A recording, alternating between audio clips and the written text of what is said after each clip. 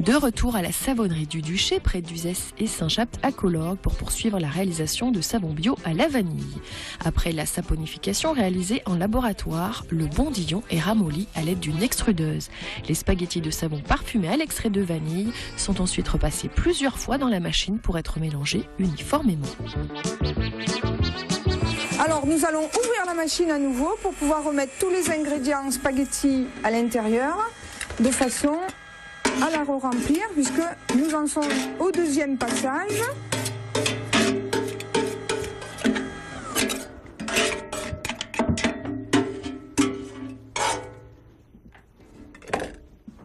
Voilà.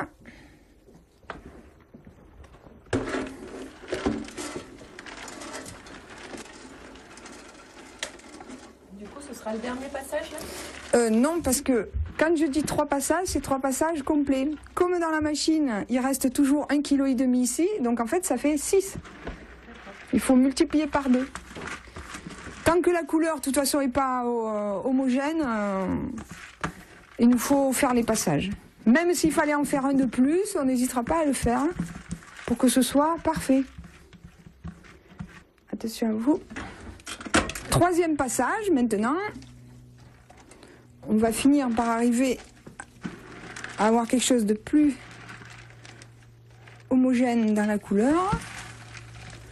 Pour ce qui est la senteur, on l'a.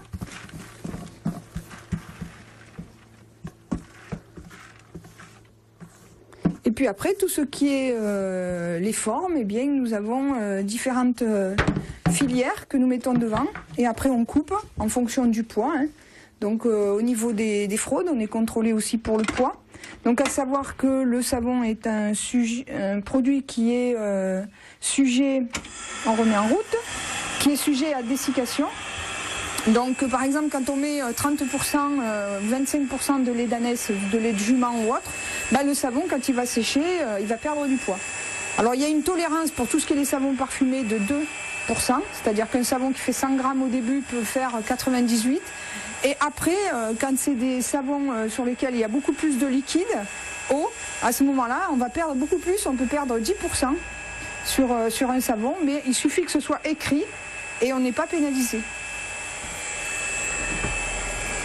Si on comprend bien que plus on met de l'eau dans un savon, quand il sèche, le lait, c'est beaucoup d'eau. Donc il reste quand même les propriétés du lait, tout ce qui est les vitamines et les protéines, qui sont agréables pour la peau. Mais après, on ne peut pas empêcher le savon de sécher. C'est comme le savon d'Alep. Le savon d'Alep, à la base, il fait 300 grammes. Nous, quand on le reçoit, qu'il est séché 9 mois, il fait entre 200 et 220 grammes. Donc il a perdu 80 grammes. Donc c'est plus que 10%.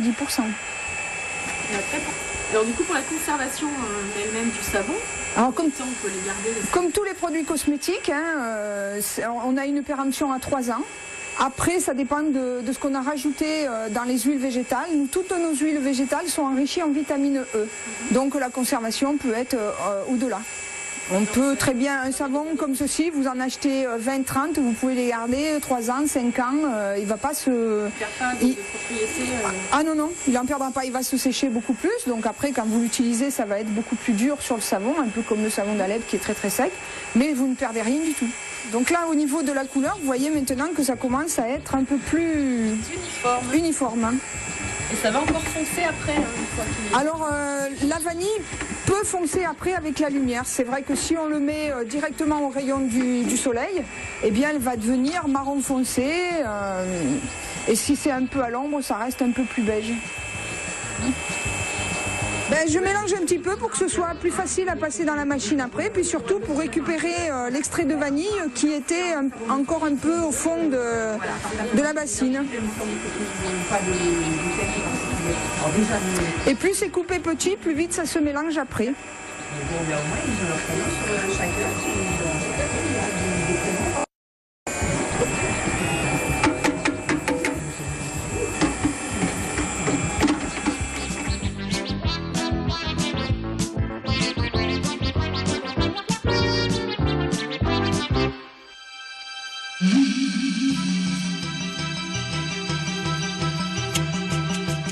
la recette du jour, direction Marguerite à la table gourmande.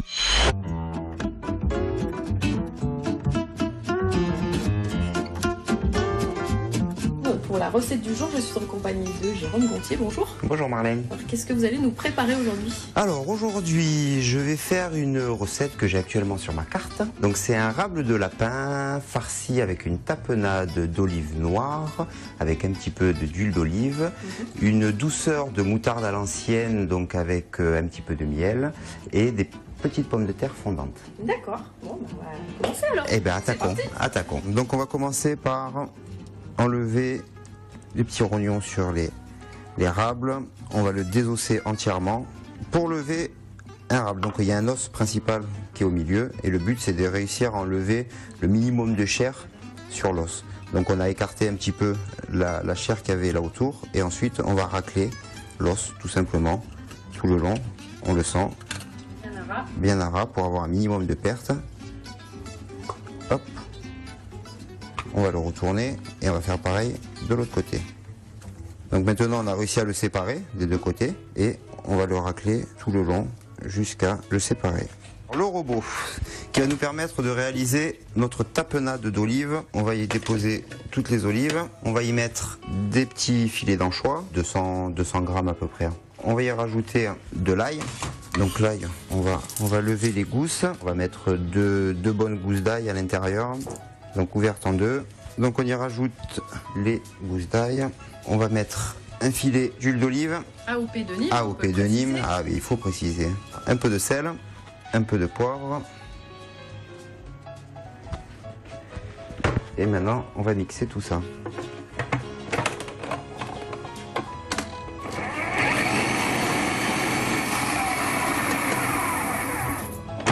Voilà, on va goûter l'assaisonnement. S'il est bon, impeccable. Maintenant, on va débarrasser. Ça, ça sera la farce à l'intérieur des lapins. Donc, on va garnir. Ensuite, qu'on va entièrement fermer hermétiquement avec du papier film. Et on va faire cuire ça en courbouillon. Donc, on va allumer un feu pour mettre une chauffante. Donc, chauffante, c'est un terme culinaire qu'on a dans notre jargon de cuisine. Donc, c'est mettre de l'eau dans une casserole froide, salée, et la mettre à ébullition. Toujours salée au départ de la cuisson. Pendant ce temps, on va farcir l'érable. Alors on va prendre une demi-cuillère qu'on va déposer sur le rable d'un côté. On va refaire pareil de l'autre côté. Ensuite, donc on va couper des demi-rondelles d'olive pour rajouter à l'intérieur du rable aussi. Ça fera un petit rappel. Donc notre tapenade est bien mise. Maintenant on va rabattre la petite chair qui nous restait sur le côté, par-dessus, voilà. Et ensuite, on va fermer le rable. Donc on va le fermer d'un côté, et on ferme de l'autre, comme ceci.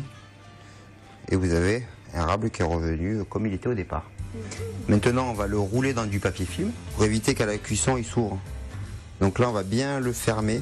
Voilà, une fois qu'il est roulé comme ça, on va prendre les extrémités, on va faire 2 petits points sur les extrémités et on va le rouler sur le plan de travail. Et on le serre comme ça, tout en restant bien appuyé sur le côté. Là, c'est un rable qui est bien ferme. Donc c'est une demi-cuillère? C'est ça, une petite demi-cuillère de chaque côté du rable. C'est bon là, chef? C'est impeccable. Oui, on peut y aller. On est à la table gourmande. Voilà, on est à la table gourmande, tout à fait. Jusqu'ici, tout va bien? C'est impeccable. On va mettre là. Tac. Voilà. Alors, vous donnez des cours le samedi? C'est ça, ouais. J'en ai un demain. Demain, tous les samedis matins, on a 2 fois par mois, le premier et troisième samedi de chaque mois. On donne des cours de cuisine aux particuliers. Ouais. Et combien d'élèves alors? 6 élèves maximum par cours. Pour être bien près d'eux et bien leur expliquer. Tout à fait, parce que tout le monde touche le produit. C'est très bien, c'est ça. 10 sur 10? 10 sur 10. Maintenant, je mets le film. Maintenant, c'est l'étape du film. C'est plus compliqué. C'est l'opération la plus délicate.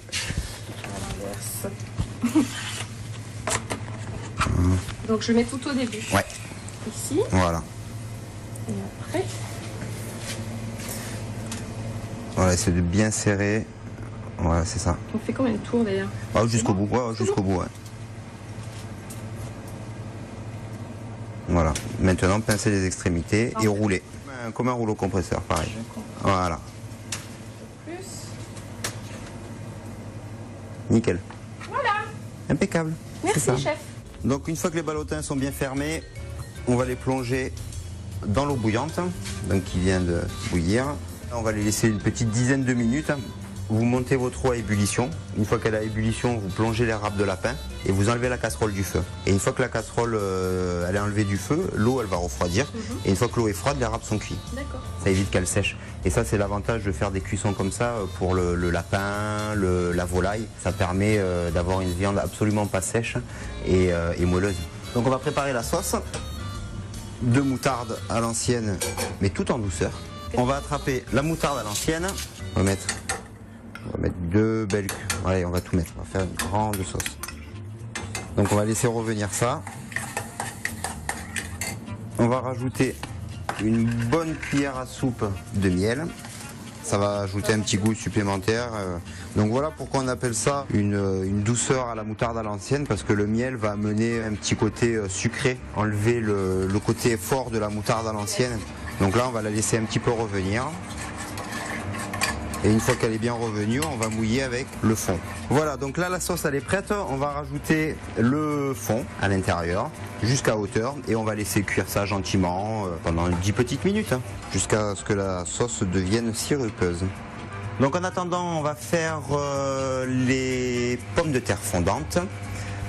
Donc c'est une opération, c'est pareil, c'est une technique de cuisine. Donc on va éplucher les pommes de terre et ensuite on va devoir les tourner. Donc c'est un principe de donner 7 faces différentes à la pomme de terre pour lui donner un bel aspect de forme de ballon de rugby et d'essayer au niveau esthétique, vous verrez que ça fait quand même beaucoup plus joli dans l'assiette d'avoir une pomme de terre comme ça que d'avoir la patate entière posée dans l'assiette. Donc là la sauce elle est bien, hein. Elle est à une consistance correcte. Et on va la mettre de côté maintenant. On va quand même goûter. Ça va? Ça va. Douceur moutarde à l'ancienne. Voilà, donc ça c'est bon. On va mettre à cuire les pommes de terre. Donc le même principe, hein, une chauffante salée. On va mettre les pommes de terre. Donc par contre les pommes de terre c'est toujours des paro froides. D'accord, mais on peut pas les mélanger au lapin par exemple. Non. Ce serait pas une bonne idée. Non. Et on va saler, bien entendu. Donc les rables de lapin sont cuits. Donc on va les sortir de leur bouillon. Donc ensuite, il faudra qu'on enlève le papier film qui est autour. Et on va les marquer en cuisson au beurre. Donc pour leur amener une petite coloration, une petite couleur. Donc on va prendre un petit peu de beurre qu'on met dans la poêle. On va rajouter un tout petit filet d'huile d'olive à l'intérieur. Donc c'est ce qui évite en général de faire noircir le beurre. Et on va laisser colorer, petite couleur noisette. Et on va marquer les rables de chaque côté pour leur donner une belle couleur dorée et un petit côté en même temps croustillant. Voilà, donc le beurre est bien, les petits rables à griller.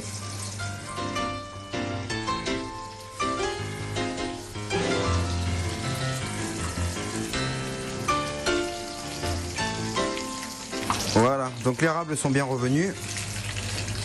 Doré à souhait. Dorés à souhait.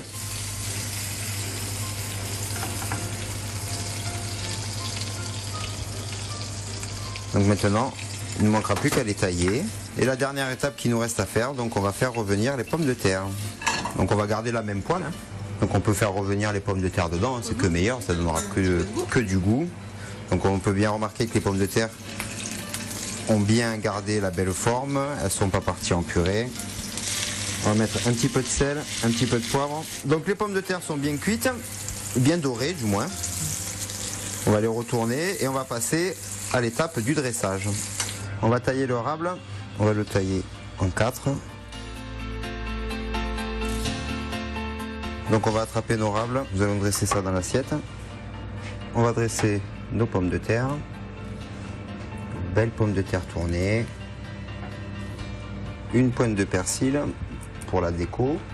Maintenant on va napper le rable de lapin avec notre douceur à la moutarde à l'ancienne et miel. Petite finition avec la décoration. Donc ça c'est une réduction de vin chaud. Et voilà donc le rable de lapin farci à la tapenade d'olive noire et olive, douceur de moutarde à l'ancienne et miel et pommes de terre fondantes. Bon appétit!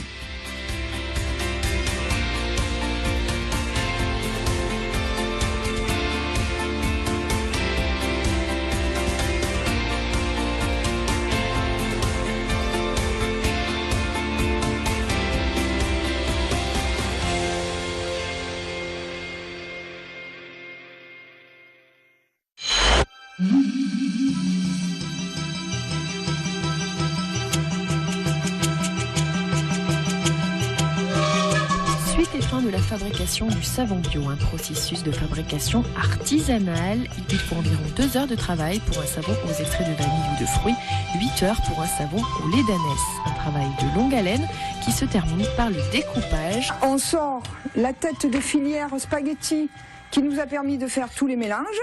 Et puis on va prendre une autre filière qui va nous permettre de faire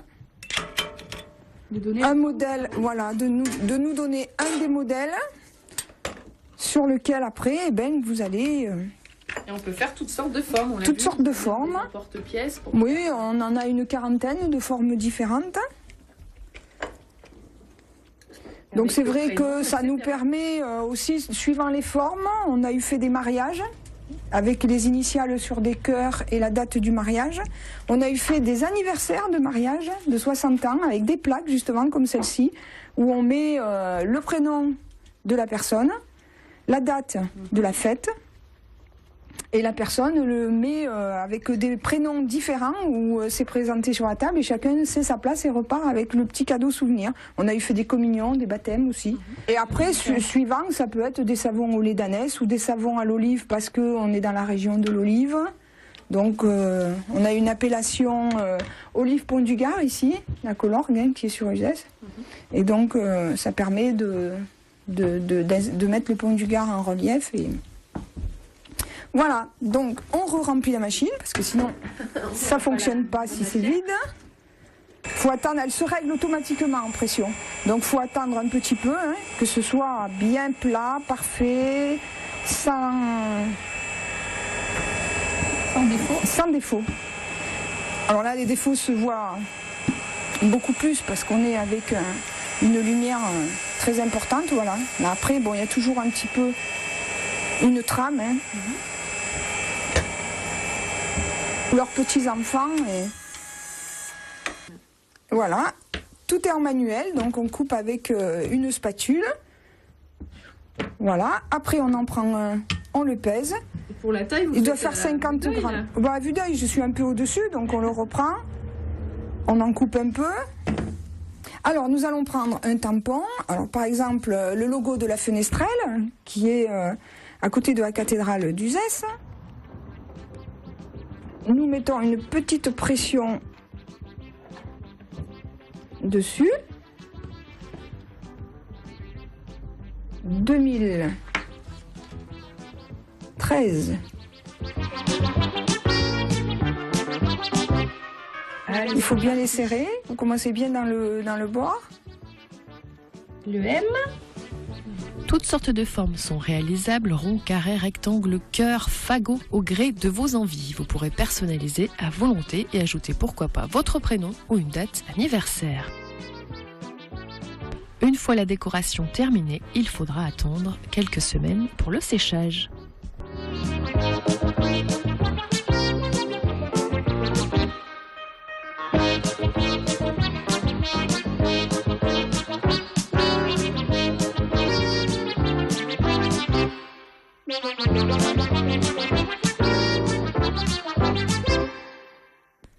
C'est la fin de ce territoire. Rendez-vous dès la semaine prochaine pour une nouvelle aventure dans le Sud, vendredi à 20h45 sur TV Sud et à 17h sur LCM. Bonne semaine à tous, à bientôt.